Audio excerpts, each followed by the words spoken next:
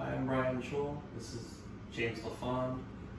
This is my book, Musings, Muggings, and Other Violent Inconveniences. And the way this book started was it was a honorary extension of the Violence Project, which James has written extensively on. And James and I had a conversation a few years ago, and he said something to me about, I'm a writer, I should write something myself. So I basically decided all the stories I was going to share with James, I'll just write them down myself and publish it. So that's the origin of this book, Musings on Muggings and Other Violent Inconveniences. And it's basically my own personal experiences growing up in Essex and living in Essex and Baltimore City throughout my young adult life.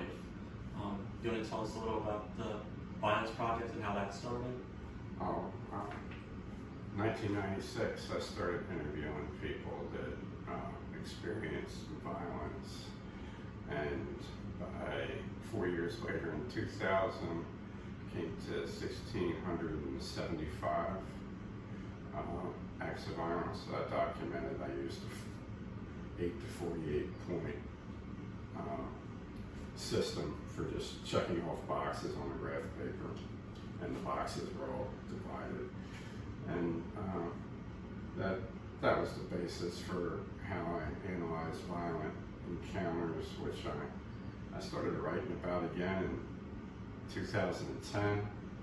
Did about 50 of those books, and now I still write that stuff when I feel need to, but it just goes in the appendices of whatever fiction I happen to be writing at the time. So it's something I was trying to get away from, and I thought maybe I could saddle Brian with at least a measure of that.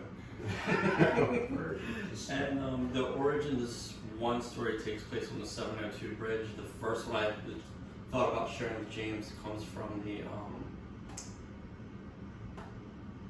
what was the blade one called?